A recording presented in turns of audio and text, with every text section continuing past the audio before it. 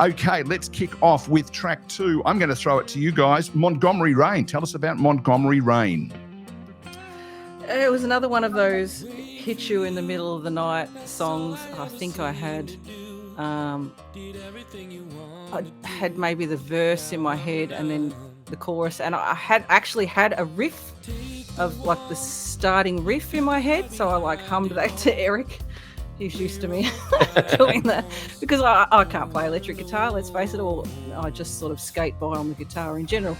But anyway, it was sort of a song about a guy working on the land and suffering with his own inner demons and people not really knowing what's going on under the surface of how people are feeling or thinking and struggling. So yeah, kind of that kind of feel to it. And yeah, we definitely hit a real country vein with that one. I think when I got the song, I wasn't really sure what to do with it, and so I just mucked around a little bit, and then I had an old mate lying around that I had the tuning quite a drop back, and it turned out that it was perfect for the intro. So the intro that you can hear, the acoustic guitar, is my old mate and dropped way back down, and I just played along with it, and I thought, oh wow, that's going to work. That's really going to work. And then Janine said, I want this guitar lick over the top of that too. So that's where that comes in. We can hear it in the background there as well, so that gives you a sense of what we're trying to do. So that sounds terrific. So that is track 2, Montgomery Rain. Promise everything, take me home. Keep staring at the sign, I'm running out of time. Fall to the earth, fall to the earth and cry, watching you struggle with the things you should let go. Okay, track 3, Ashes and Dust. Now, I'm going to say, before we hear we're hearing that in the background, obviously, as well, but I'm going to say up front, this is my favourite track on the album. Oh, thank you. This was so much fun to record. When I heard this song, I immediately got a bluegrassy kind of vibe. I don't know how he does it, but I'll have, normally when I write a song, I've got like the whole band sound in my head, but he just nails it every time. It just seems to know what it's supposed to be like. Yeah, so I dragged out the dog rope for this one. Yeah, it was a lot of fun. This is basically a letter to me, a letter to myself about following your dreams and your heart and basically music. So basically it's a letter to myself. And I always wanted to play the banjo on a track as well, so you hear a little bit of banjo right at the end. So yes, that's a promise there, folks. If you wanted to ever hear Eric playing banjo, here is your chance. Ding, ding, ding, ding. May not ever happen again, but we'll see what happens.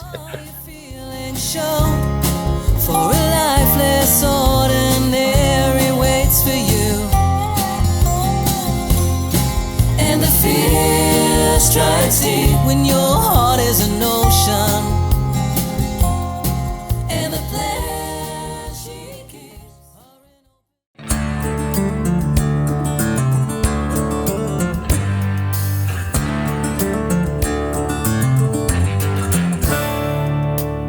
He got a death wish, it seems. Okay, track 4. We have got a track called Badlands. Tell us about that one, Janine. How did that one come about? Rehearsal. That was actually driving on the way to Eric's. I had the chorus pop into my head. As soon as I got here, I was just sang it all the way. As soon as I got here, I was like, Eric, I've got to work on this now. And he just came up with the best guitar for it, so it was perfect. It's actually written in this studio. Yeah. Okay, so live in Venus Bay, folks. That's where it came from. So any links with Badlands and Venus Bay, we're not going to put any of those links in there. The style of the song? Outlaw country. Yeah. Okay, and again, it's a bit darker. A bit darker than the stuff we normally do. I wanted to pick up on that kind of Wild Bill Hickok, that kind of thing. The Old West. Okay. Yep. Okay. So you can hear that in the background, and you're right, it's got that sort of slightly darker feel to it, doesn't it? It certainly does, and I think we got it. You know, we achieved our aim with that one, I think. Yeah, definitely. All that he had is lost. Down in the valley he goes. There ain't no coming back when you fall in the shadow. Step into the light. We met in a bar on the boulevard in the summer of '99. He was looking for something new. Track number 5 we're up to, and we're talking about Odessa. Odessa is like our version of Richard Marx's, funnily you should say that earlier, Richard Marx's Hazard. I really loved that storyline that he did with that song, and I wanted to do a kind of spin on that with the whole like domestic violence, drinking, issues. And so that's pretty much it. And then, a third person coming in to save the day. I think this was one of the ones that came to you in the middle of the night too. Yes, Like, a lot of them do. I get this message on my phone, and the next morning it's been sent at 3 a.m. I've got another one. The best song, yeah. Because it's an interesting concept. There'd be people out there going, how do you do this? And Janine, I know it's a bit like saying, how does someone paint a picture? But how do you actually come up with the song? Well, I don't know. It just comes from nowhere, and I just can't explain it, really. I don't know. That's the easy answer. Yeah, I don't know. I don't know how to explain it. It just comes. Most times, and look, even now I can just sit down and just write a song straight away. Obviously, they're not all going to be hits, but the really good ones come to me by themselves. And yeah, you tend to know when you've got a good one. You fell in love with her easy grace, the way she smiled with her eyes. You could tell that someone wasn't. Well, I can't sleep, lying here wide awake. I've had a battle I can take. My heart is beating double time. You blame it on the interstate. Okay, track 6, we are talking about Paper Heart. Give us a bit of a rundown on that one. Oh, yes, this is another midnight 1 a.m. song. We finished this one quite early in the piece. This is one of my favourites. Yeah, it was one of the early ones. So I've got That's my cue for me saying I don't remember much about it. It started off with the first few lines in the verse hit me, because I was laying in bed listening to my snoring husband, and it was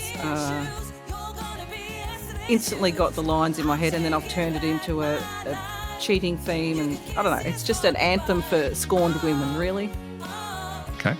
So there's a bit of can I say a sort of a little bit of an angry feel to some of these songs? Probably a lot of them were written during lockdown and I was homeschooling 4 children. And do I need to say any more? So in fact, it's remarkably upbeat compared with that. Yeah. It's true. Yeah. Done with all the risk you take, but I'm not giving in this time. Well, I've been lying to myself, you've been cheating on me. I got trapped in a cycle and I couldn't break free, but not today. No, not today.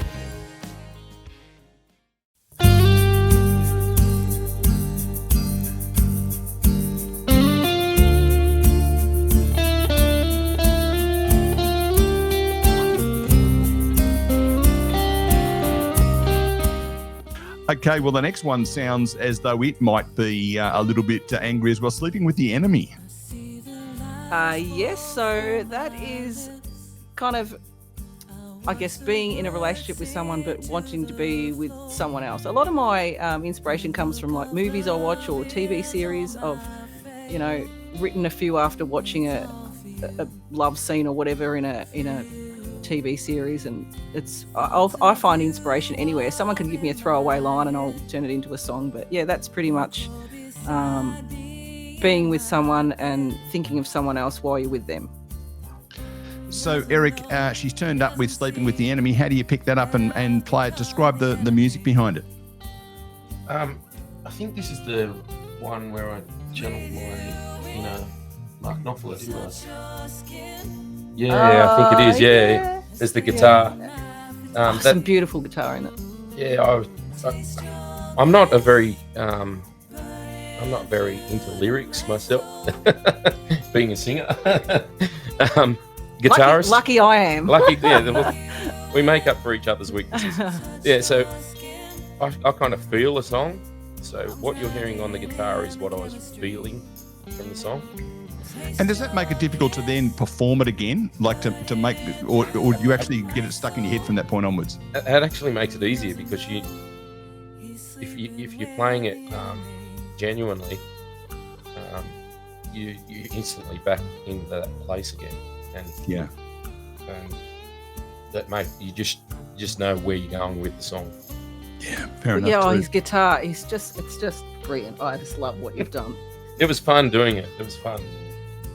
And it's this question too, Janine, that I guess it's a bit like you write the recipe and then hand over to the chef in some respect. Is that a good analogy? Yeah, that's probably pretty much. I have all the ingredients and the foundations, and I've pretty much got it together, and then he comes in and just rearranges it and just makes it, I don't know, it's just the magic. He's like the I don't know, and then sprinkling on the and top. then I palm it off, because I come up with all these millions of guitar parts, and I palm it off to our great friend Mark Mark Drury, who mixes it and edits and produces what I hand over to him. So he's amazing. He is amazing, considering what I give him so many I guitar like to call parts. him the wizard. Yeah. The stain on my fidelity. Taste your kiss, burning through to my soul. Breathe you in. Such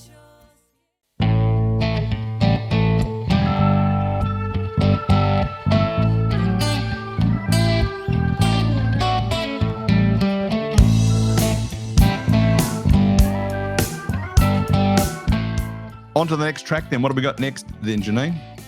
Lonely Heart. That's yours, Eric. Oh, it's a song I wrote about probably 2006, I reckon. About long distance relationships, really.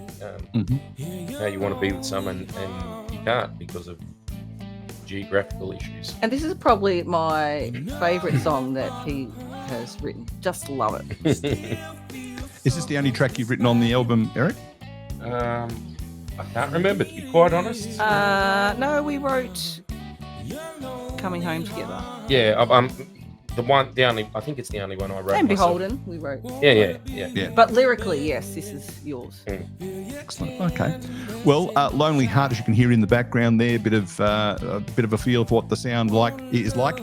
baby, all through the night. You know we're far apart, still feel so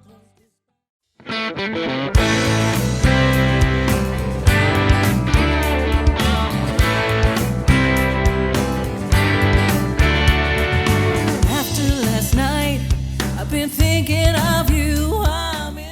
Slow Burn. So this is basically my reply to Lonely Heart. I love the song that much. I wanted to do like the female reply to it. So basically that's it.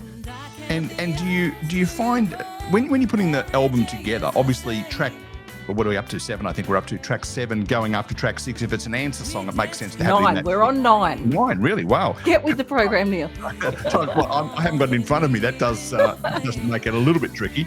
But so it is. Get out of town. So when you put in the songs in the sequence, how do you do that? I mean, clearly that one follows the previous one because it's an answer song. But how do you go? I hand that part of it over to Janine because by that stage I'm totally frazzled from recording it all. I generally just have a bit of a play, so I'll have the obviously rough versions of them, and I usually just put them in an order and try and see what works. And I think I got it right. I hope I did. Well, I think with the intro, it's always good to have the intro first. That's a tip for you. Yes, that's a winner. And as that is an excerpt of the final track, it makes some sense to have sort of as bookends. I guess the sequencing of those two, the correctly named track 9 following track 8, if they're linked in some way, does make some sense. But it's obviously a bit of a science and a bit of an art, isn't it, to get them in the right sequence? Yeah, or just pure luck. I was trying to build you up. Yeah, okay. Lose all worries and all of our care. It's a long way down to paradise. It's a one-way ticket ride.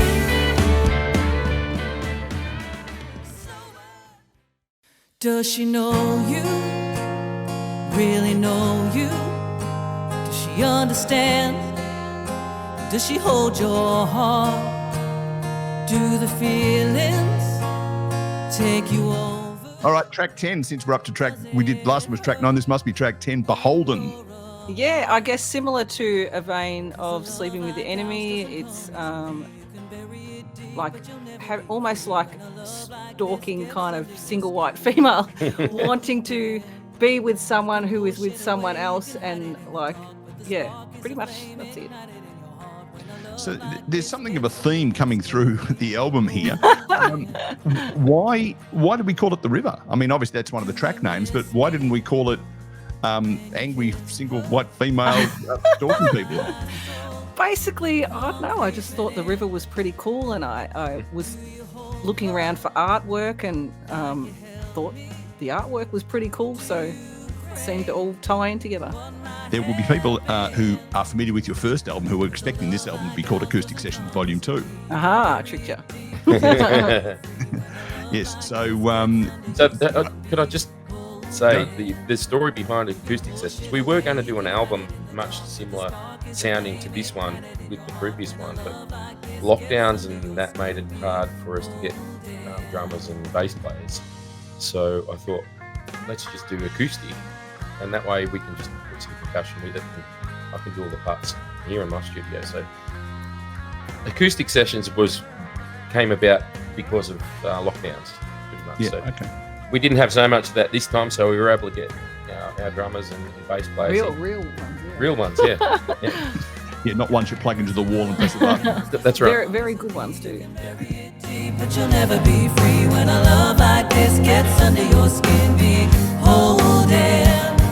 You can push it away, you can hide it in the dark, but the spark is a flame ignited in your heart when a love like this gets under your...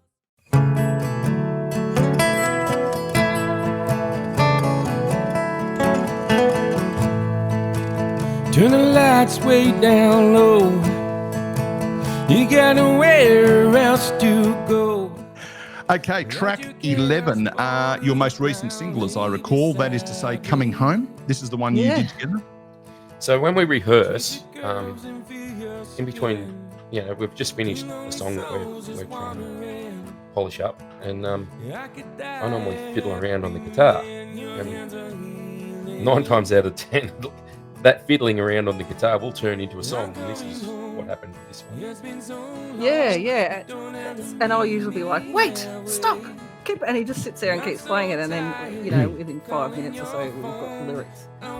But it's funny because, sorry, Neil, cut you off, but it was funny, we'd both seen Bruce Springsteen's documentary, and weirdly enough, we both had that in our head when we were writing the song. And so I start singing the lyrics, and I say to Eric, oh, I was kind of going for that Bruce Springsteen Broadway thing feel. And he's like, so was I. That's the kind of music connection that we have, luckily. So there you go. Yeah, absolutely. Because, I think a lot of the songs that you write, Janine, you get the words first and the music comes along afterwards. This sounds as though this was absolutely music first up. Which is the way I write. I have music. Mine before I actually have come words. together. Well, I don't sit there and write the lyrics. I have the melody and the lyrics come to me together. It's not the next door neighbour, is it, sitting outside singing and you go, oh, there it is. That might Oh, be no, it. because I've just moved and now there's hardly any neighbours. Well, there you go. Okay, there goes that idea. So tired of calling your phone. I wanna see you face to face. We can go anywhere that you want. You don't have to see it my way.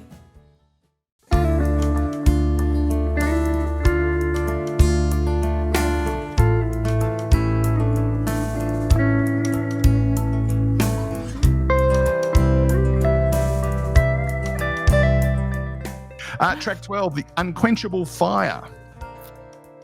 Yes. So this is just about passionate, loving someone, being away from them, and can't wait to see them again, coming home to them, pretty much. So again, ties on the back of the coming home theme. Yeah. So again, for those who are sort of writing notes as we're talking, there's a lot about love, there's a lot about distance, there's a lot about broken hearts in here. So it's very much an emotional album. Yeah, I think so. I guess it is. Yeah. That's country in a nutshell, isn't it? Broken hearts, cheating, Yes. We didn't manage to put in any broken down utes or dogs. deceased dogs. So. And of course, there's no those Badlands got whiskey in it. Oh, Sorry. there you go. We're done. But the titles of a lot of those country songs are always a poem in their own right, aren't they? These are quite snappy titles, at least. Yes. Oh, definitely. Yeah. Oh, beware its destruction. There's no running for cover.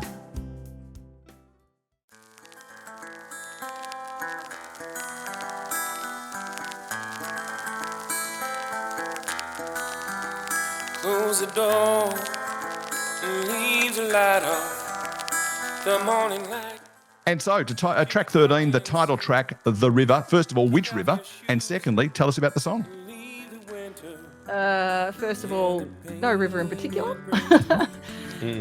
Second of all, again, it's that theme of depression and someone battling with their demons, and you wanting to reassure them and tell them it's going to be okay, and just relax and sit down And we wanted to keep the music in this one simple to kind of communicate. Yeah, really simple.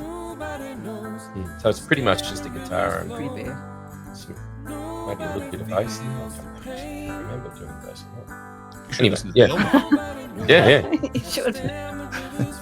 Well, Eric, Janine, it's very exciting that you have got to the point where album number 2 is out now. Well, not quite. It's available. It will be available on the 4th of November. So if you're watching this after the 4th of November, yes, it's out now. If you watch this before the 4th of November, it's coming on the 4th of November. So I was going to say, or you can buy it now, like this CD's available on our website. Yeah, the physical copy and downloads are also available on our website. already. Okay, so the website is www.nopromises.com.au. Yes. That is it.